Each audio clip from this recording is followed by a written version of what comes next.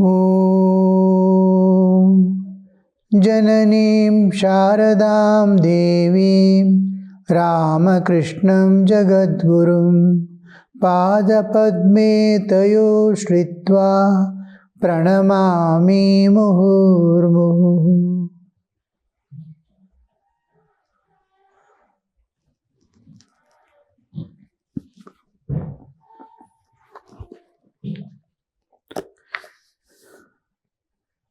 Toward evening, Sri Ramakrishna was pacing in the room. Yam was sitting alone, thinking.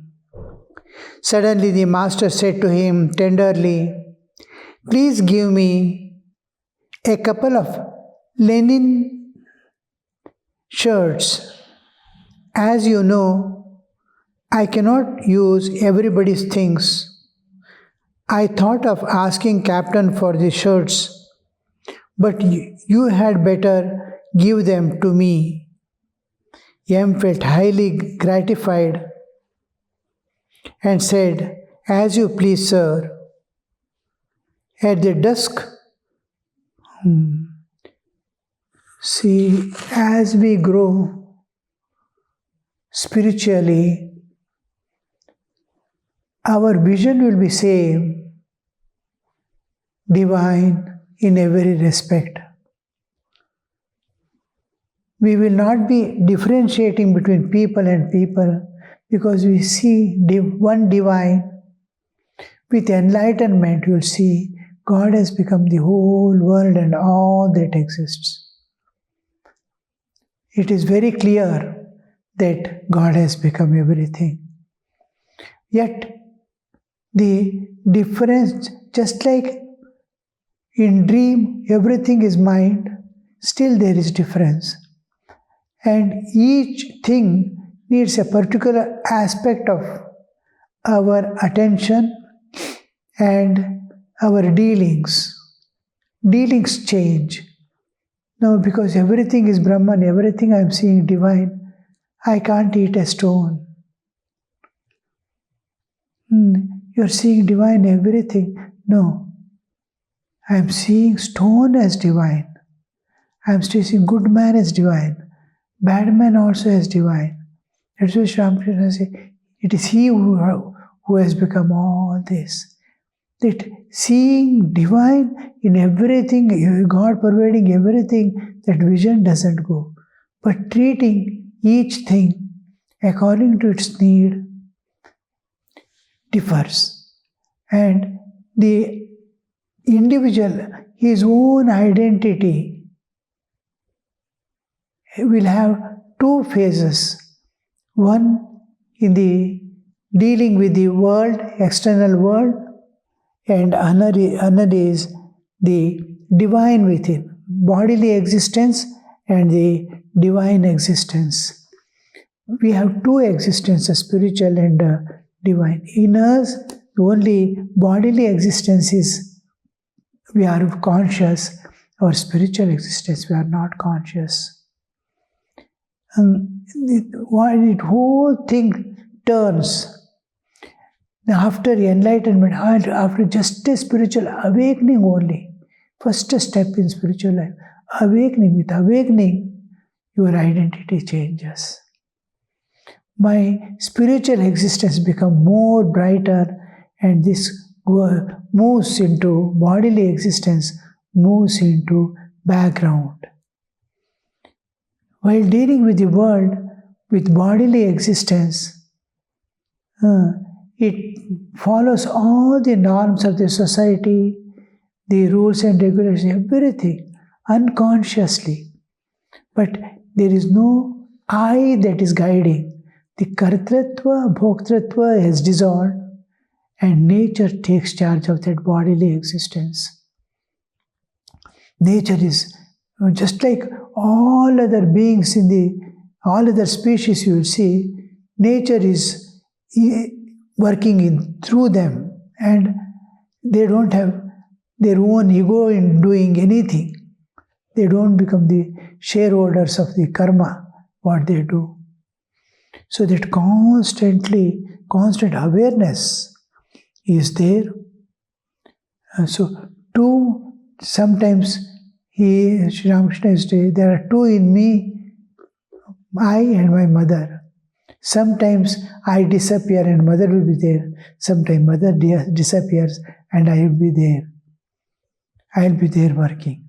Bodily existence in waking state, but they can never go against the laws of nature because it's absolute perfection. And you are seeing the divine with open eyes. So the problem doesn't come. But look at his state that he cannot eat from anybody's hand. He cannot wear the clothes or anything given to him from anybody so easily. Because it is like something like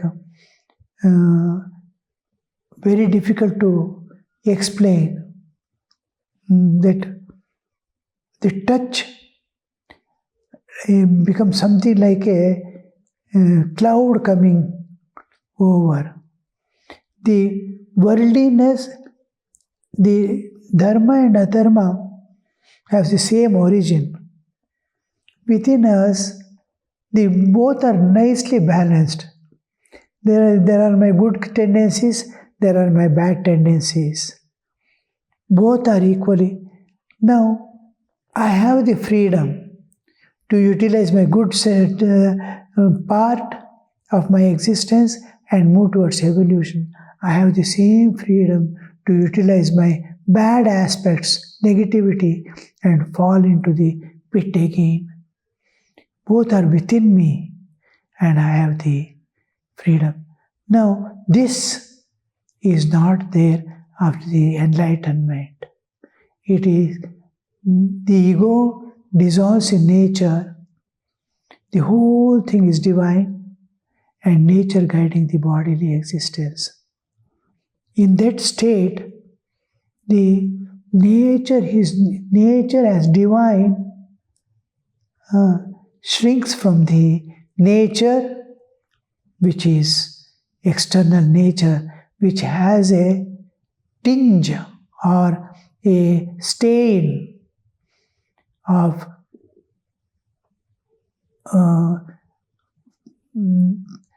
the three qualities of sattva, raja, tama. The tamas and rajas. Rajas desires, filled with desires and all. Sattva is exactly what opposite of the sattva is tamas. Tamas and sattva are opposite of each other. Where tamas is, sattva can never be seen.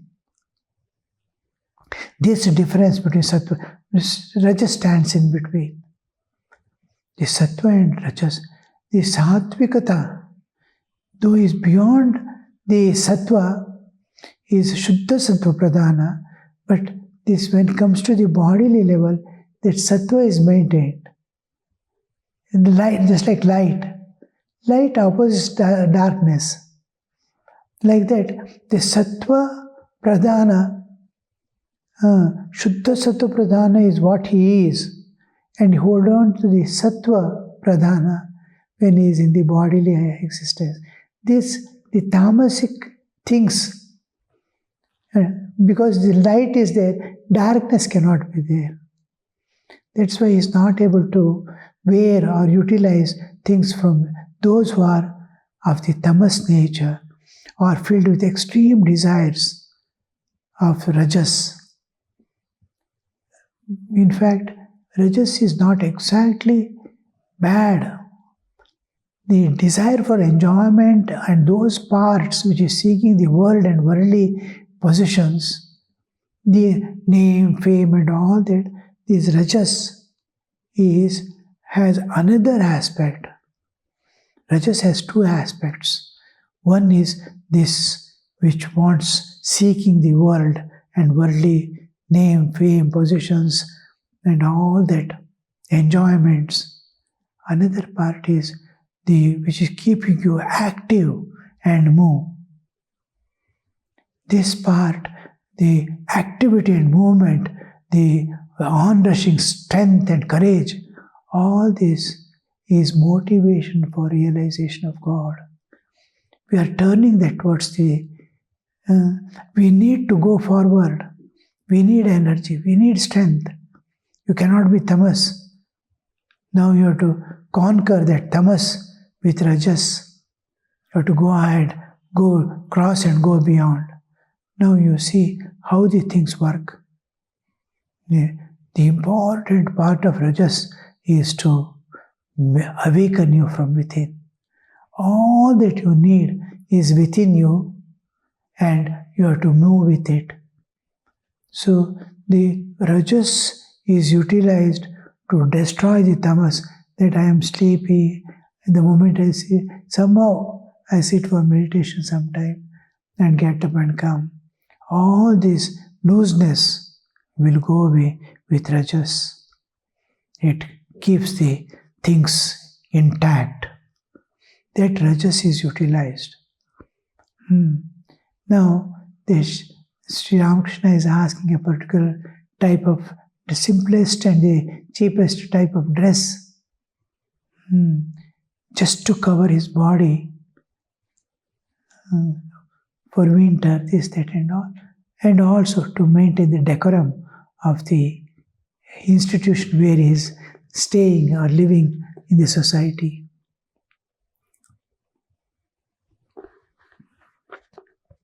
So he's asking,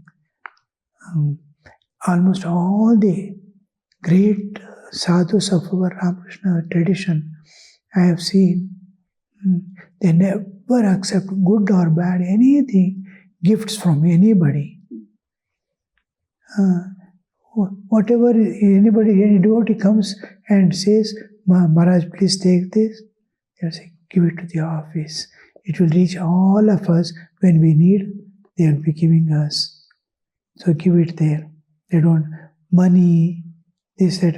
Anybody gives money also, they will silently, not to hurt them or show off or egos to present, they will take it, accept material things and silently move towards the shrine, put it in the hundi, bow down, show the hands empty and go away. Similarly, any food items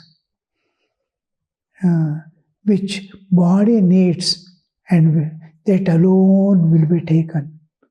Other things, though it is tasty, nice, all that limited way as prasad is taken, and not to aggrandize the senses, it is taken.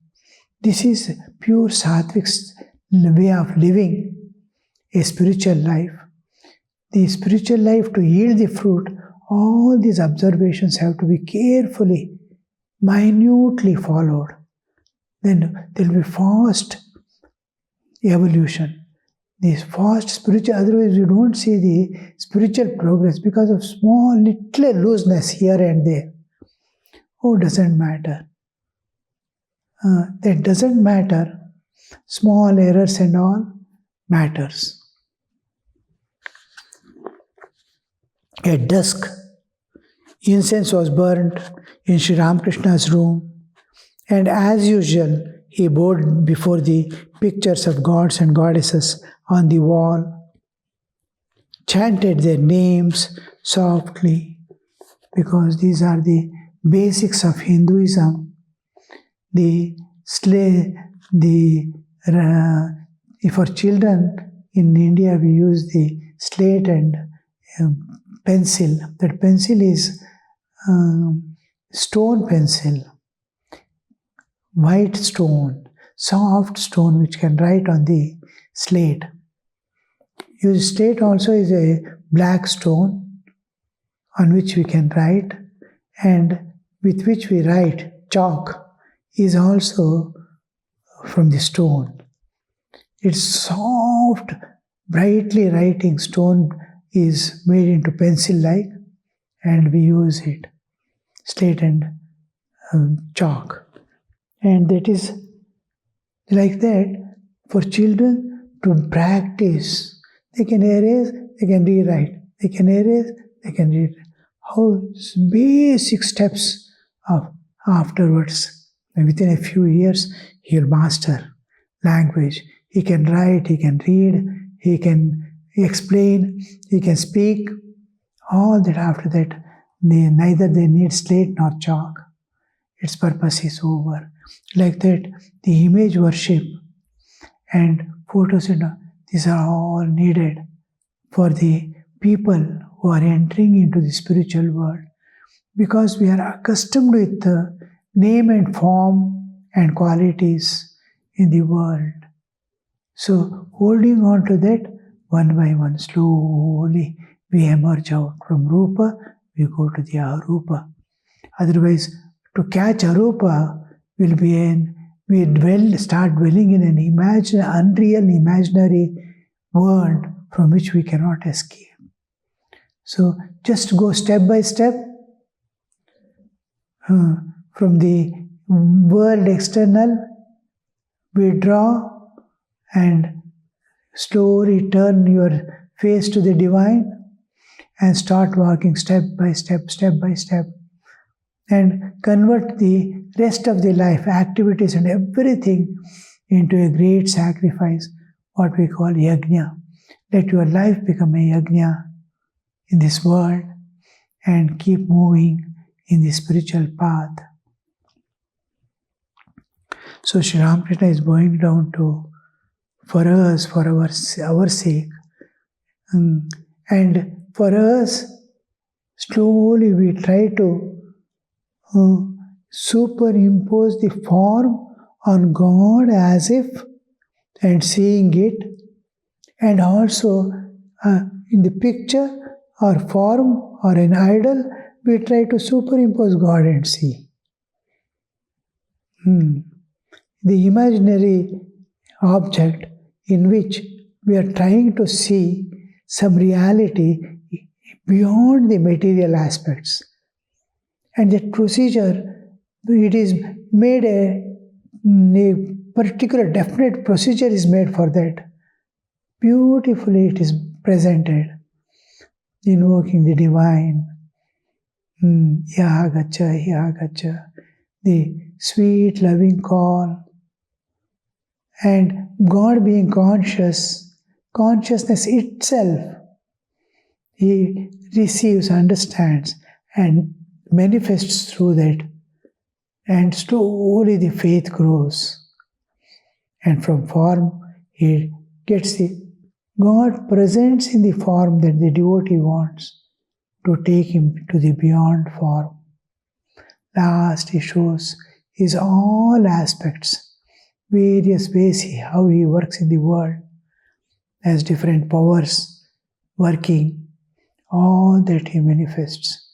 Look here, as air I am doing this, as fire I am doing this, as gravity I am working like this. All this, you can personify any power of this world, invoke, deal with it, interact with it. To that extent, look here, because consciousness is common factor for all jivas. One where we all meet and in which we all dwell is consciousness, Chaitanya.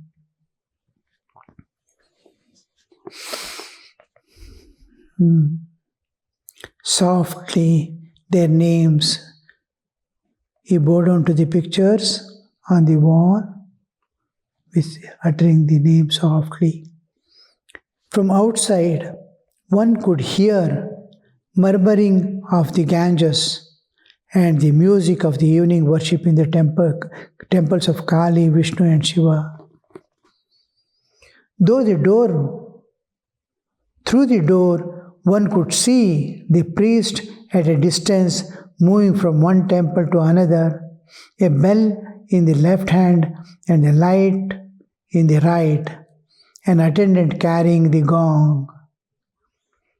The evening melody was in harmony with the spirit of the hour and the place with the innermost thoughts of the worshippers.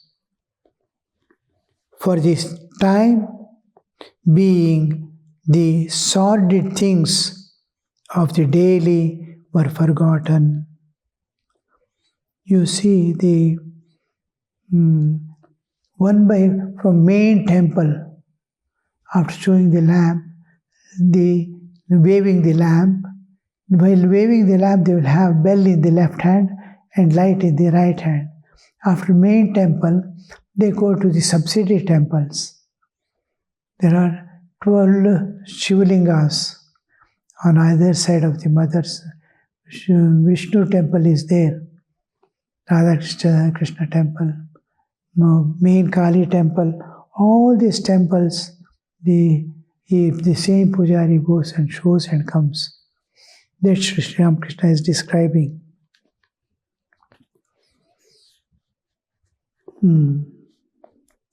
And a distance from the temple, they can see the priest moving from one temple to another, a bell in his left hand and light in the right, an attendant carrying the gong. They go on beating the gong. The evening melody was in harmony with the spirit of the hour. Evening, it is, the dusk is setting in, or dusk has set in, hour of the place, and the innermost thoughts of the worshippers. They are feeling the thoughts, I am worshipping God. Mother, I am worshipping. So many thoughts appear and disappear when the arati is going on. Bhavas, various bhavas, feelings. For the time being, the sordid things of the daily life were forgotten. The temple arati is going on, bells are ringing and all that is going on. People have forgotten daily what all they carry in their brains, bothering them. All that is forgotten. Later, Sri Ramakrishna was seated in his room in his usual blissful mood. Again, he has come back and is in the room. Ishan had come from Calcutta. He had burning faith in God. So look at the people, what type of people are coming there. He had burning faith in God. He used to say, if a man leaves the house with hallowed name of Durga on his lips, then Shiva himself protects him with his celestial weapon.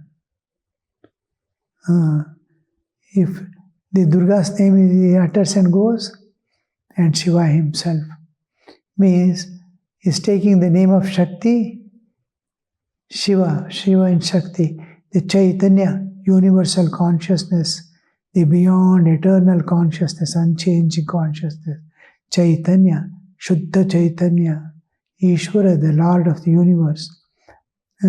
If he takes the name of Divine Mother, who has become the universal of all beings, that Divine Mother's name if you take, the pure consciousness which is pervading the whole universe and giving existence to everything, that Chaitanya will be protecting you. Shakti has become the universe and all beings. Chaitanya is pervading it. It is Chaitanya is pervading, that's why it is can be seen, that can be perceived. Perception is possible when it reveals. Revelation is the Chaitanya. This object, it is revealing itself so that I can see it. That revelation belongs to the Sat aspect of the Satchidananda. So I am conscious, this is Chit aspect of the Chaitanya, which is here, unmanifest in the chair, in body. In my body it is manifest. Expression of consciousness through matter is life. So I am with life, this is without life. But consciousness is there, unmanifest, without. Just like wood is there, fire is there inside, which is unmanifest till you light it. So the Chaitanya, God himself will protect you if you call on Mother and go.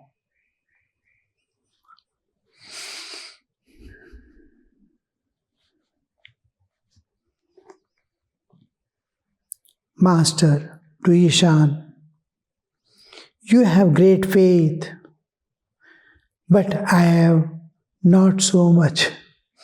Sri Ramakrishna is telling to Ishan, you have great faith, but I have not so much. All love. God can be realized only through faith. Vishwasa. Sri Ramakrishna used to very often tell, if you have acquired strong faith, you have attained God. Faith, finally faith is that going to open the doors of perfection. God can be realized only through faith. Ishan, yes sir. Master, you practice religious rites, japa, fasting and the like. That's very good. If a man feels sincerely drawn to God, then God makes him practice these disciplines. Because his dependence is on God, God makes him do. The devotee will certainly realize God if he practices them without desiring their results.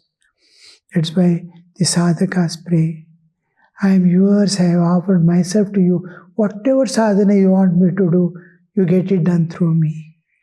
This is an important prayer. A devotee observes many rites because of the injunctions of the scriptures. Scriptures say and they follow.